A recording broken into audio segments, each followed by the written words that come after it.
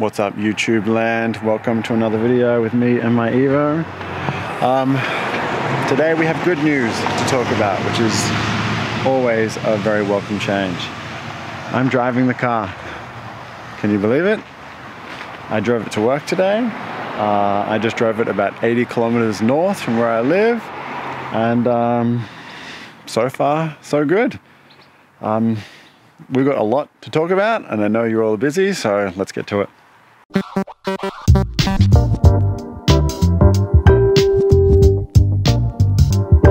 Oh shit, here we go again. So yeah, this is it right now. There's been a few little changes which I'll talk about. First, let's talk about the aesthetics.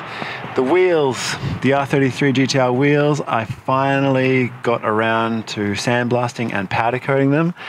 They are a little bit dirty at the moment, so please excuse that, but they came out amazing. All that practice of powder coating all the other smaller parts, I guess, paid off with this. It wasn't too easy. We had to borrow another powder coating gun to do this. Luckily, Chris Robin had a friend that lent us one.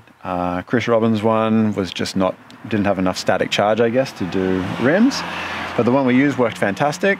I've got some tires on there, just some Potenza REO 50s that I found that were secondhand, so I just put them on. So it's got a nice stance to it. These are a 245, which I think looks really good on a 9-inch rim. Kind of gives a bit of a balloony, kind of a bit of a bulky feel to it.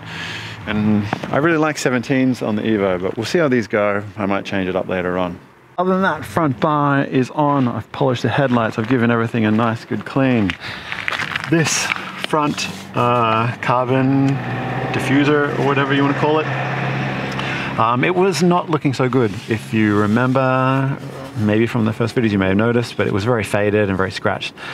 I gave this a nice polish, a wet polish, starting at 600, then 800, then 1200, then 1800, and then put a fresh coat of clear coat on it. And it came out looking really good. There's a few spots here where it is cracked and everything, but it came out looking amazing. What else can we talk about? This van I've painted and put back in.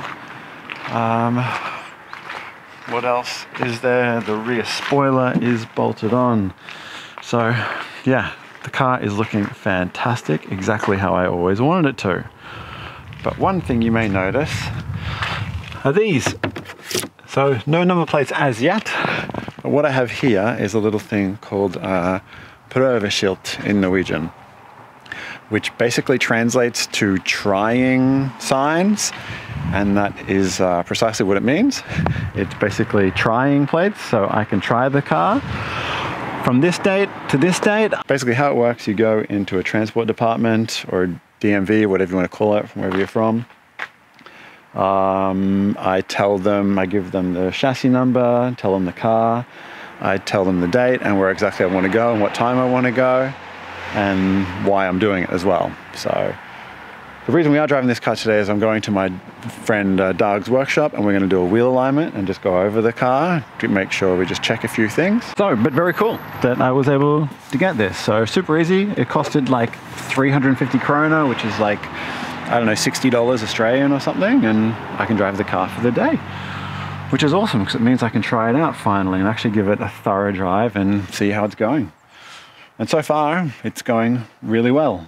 So the other update I have to give is a few weeks ago, we had the car on the dyno. Yeah, so basically took the car up to the dyno. I took it up to Andreas Igelsrud. He is fantastic. He was the guy that tuned the Zafira, if you remember that video. It was a pretty easy dyno tune, as we don't have a programmable computer. It's still on the original ECU. I did have the Evo scan plugged into it and everything, but it was really just to check air-fuel ratios and just see how the car would perform on the dyno if anything would go wrong. And thankfully everything went really well.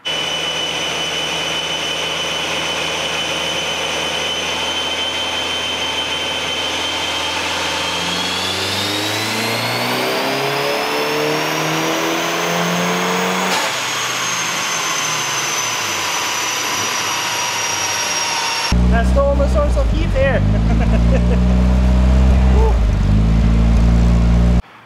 We did one power run. That was with the the boost controller, it's got a HKS boost controller in it, turned up to 2 bar, and it made 360 horsepower at the wheels, I believe. That's a bit much horsepower for me. Sorry, a bit much boost that I'd prefer to be running in this. So we turned it down to 1.5 bar, and it made 330 horsepower at the wheels.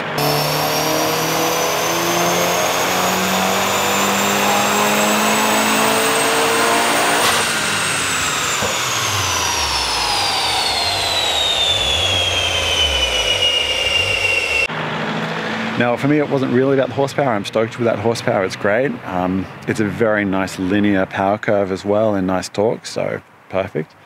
But it's more just to test the car and make sure everything worked okay. There was no leaks, that temperatures were good and pressures were good. But we're still having a problem with the idle, which is just driving me mad. It's really the only problem left on this car right now is this idle problem. It just will sit at like 1,000 RPM, go to 2,000, just keep dropping, keep going up. It's like it's hunting. But it drives fine and it revs fine. There's no misses or anything, so I don't know what it is. Maybe it dogs. Tonight we might try and fix that. It could, I mean, everyone keeps saying that it's probably got an air leak somewhere, and maybe it does. I think maybe at the manifold or at the throttle body that there's still an air leak. But yeah, we'll keep on trying. But other than that, the car drives fantastic. It's nice and smooth. All of the suspension and bushings and everything I did make the car very dynamic and very responsive, is one way to describe how it drives. It's like one little input from the steering and it's turning the wheel. It feels fantastic. I love it. Anyway, enough talk. Let's get to Doug's. Let's do a wheel alignment on this car, check the headlights, and just go over the rest of the car, what's on the hoist, and make sure everything is all good. See you there.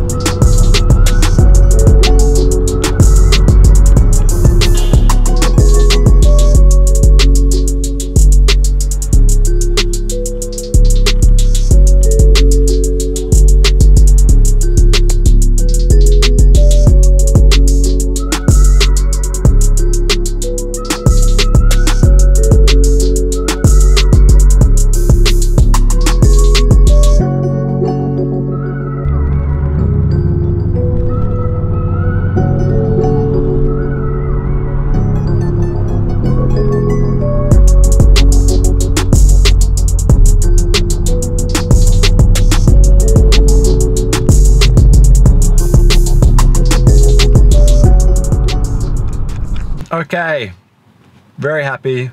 Wheel alignment, check. Headlights, done, checked. So massive thank you to Doug. He has always been a huge help for me with all my cars and anything I've ever needed. And once again, he comes to the rescue and pulls through like a champion. Wheel alignment is done on the car. Everything went well with that. We do have a bolt in the rear suspension, rear left, camber bolt that is seized. So we couldn't adjust it, but it was pretty much fine anyway, but that will have to be sorted in the future. And I have to say how amazing this car drives. It is just like one of the best cars I've ever driven, actually. I'm guessing because it's got Öhlins coilovers in there. We changed all the bushings and everything in the front end. All that work that we did, I think, has paid off because it just drives.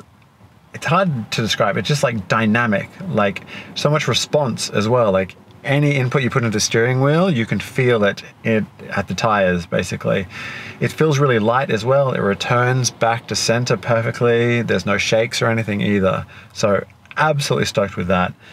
That mixed also with the power delivery of this car makes it such a fun car to drive.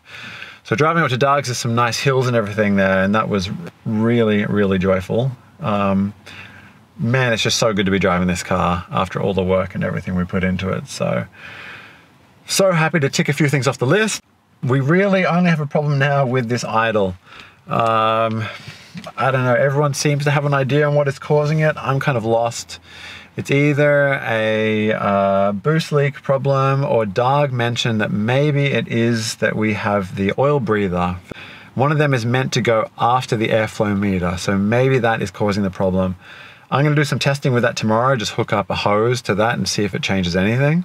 Anyway, let's celebrate and go to Max Burger. If you're from Sweden or Norway, you'll know what Max Burger is. A lot of people don't like it. I love it. I think it's amazing. So I'm going to celebrate that I'm driving the Evo. It feels good. It's like 98% ready. And let's have a burger.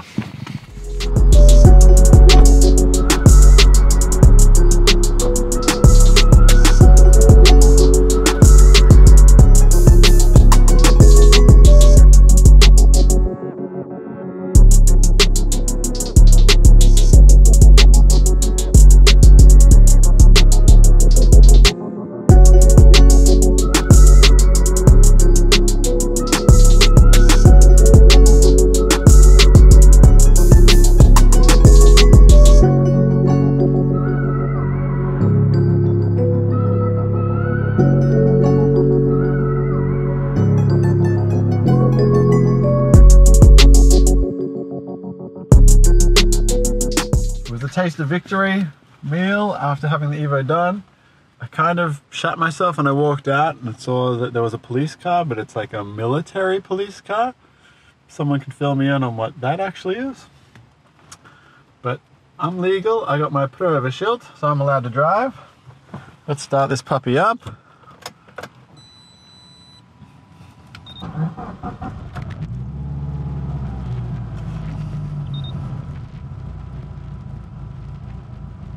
Nice. So you can see it's idling okay now, but as the car kind of gets up to temperature a little bit, it goes from like 1,500 to 2,000. I can feel also at idle it's kind of like rough, like it's like got a cam or something in it. But it's weird, it's only at idle. This problem is the car drives fine. It's not using too much fuel. It was good on the dyno. It's just at idle, so yeah. We'll have another look at it tomorrow. I'll try and hook up that the factory oil breather system, see if that fixes it. But as I said, it doesn't really affect the drivability too much, but it is a little bit annoying because everything else is working so good, and there's that one little problem. But it seems to be idling okay now. It just seems to come and go. Yeah. Anyway, let's drive home. I got a bit of a drive on the highway now. It's about, I don't know, 60 or 70 kilometers, all highway driving. A little bit of rain, but I can't wait. I'm just going to sit back, listen to music, and enjoy my Evo. Thank you for watching this video. Maybe the next video will be there trying to get plates on this car. I don't know. The biggest problem right now is winter is coming. We are literally like a few weeks away from winter, so I am like out of time. I've got to try and get plates within like 2 weeks if I'm going to do it. The biggest hurdle is going to be that exhaust, if they're going to approve the exhaust or not. I don't know. We'll see. All we can do is try. So yeah. Once again, thank you for watching. Absolutely stoked, guys. I love bringing videos where it's good news and I've got a smile on my face and I'm enjoying my time with a car.